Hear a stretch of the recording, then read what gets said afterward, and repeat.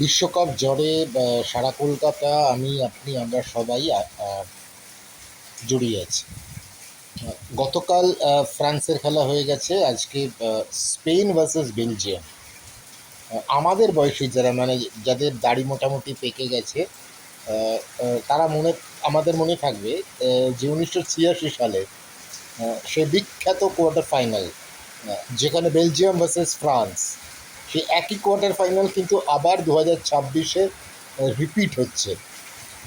যেখানে মানে ফ্রান্সের, সরি, স্পেন ভার্সেস বেলজিয়াম, সে স্পেনের সে বিখ্যাত স্কোয়াড, এমিলিও বোথ্রেগেনোর সে বিখ্যাত স্কোয়াডকে হারিয়ে বেলজিয়াম কিন্তু জিতেছিল।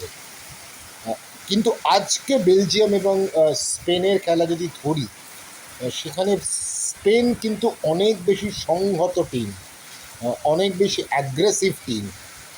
ইয়ামেল বা বাকি অনেকেই আছে যারা একটা যে কোনো ম্যাচের ভাগ্য গড়ে দিতে পারে। অন্যদিকে রোমেলু লুকাকু বা তার কাউন্টার পার্ট বা বেলজিয়ামকে কিন্তু প্রত্যেকবারই দেখা যায় হয় কোয়ার্টার ফাইনাল বা সেমিফাইনাল গিয়ে আটকে যাচ্ছে। বেলজিয়াম কিন্তু তার উপরে আজ অব্দি বিশ্বকাপে যায়নি। মানে বেলজিয়াম ফাইনালিস্ট বা বেলজিয়াম জিতছে সেই জায়গা দেখা যায়নি। মানে যেটা দক্ষিণ আফ্রিকার বিরুদ্ধে ক্রিকেট বিশ্বকাপে বলা হয় যে the biggest jokers of all time, বেলজিয়ামের কিন্তু সেই তকমাটা আছে এখনও অবধি। বেলজিয়াম কি সেই জায়গাটা তৈরি করতে পারবে, মানে এই জায়গাটা থেকে বেরোতে পারবে, নাকি স্পেন তাদের যে দৌড়টা চালাচ্ছে?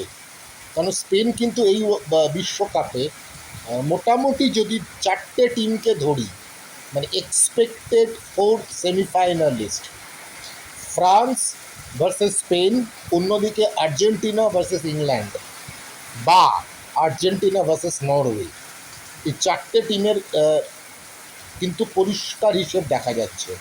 একটা হচ্ছে ফ্রান্স, অন্যদিকে স্পেন, কারণ স্পেনের যেটা ক্লিন সুইপ চলছে, একটা পরিষ্কার স্পষ্ট খেলা। যে স্পেনটায় জাভি, ইনিয়েস্তা সেই সময় স্পেন খেলেছিল বা আগেও স্পেন খেলেছিল, একটা দলগত খেলা, সেখানে কোনো ইয়ামেল বা কেউ একজন নেই। যেটা ইউরো কাপে দেখা গেছিলো জার্মানিকে হারানোর ক্ষেত্রে ইয়ামেল বা স্পেনের যে অল আউট গেম বা টোটাল ফুটবল, যেটা একসময় নেদারল্যান্ড করেছিল টিকি টাকা, সেই স্পেন কিন্তু এখন অন্য রকম খেলছে, পুরো ম্যাচটাকে ছড়াচ্ছে। অন্যদিকে বেলজিয়ামও কিন্তু এই ওয়ার্ল্ড কাপে যদি ধরি দ্বিতীয় সর্বোচ্চ গোলদাতা।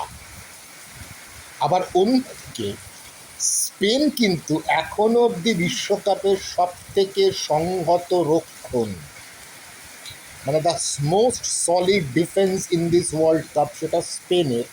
আর অন্যদিকে the second highest goal scoring ability team Belgium. এই দুটো টিমের কিন্তু সংঘাত আজকের ম্যাচে, সেটাই দেখার কে জিতবে। আমার ক্ষেত্রে যদি ধরি, bit advantage, my support towards Spain.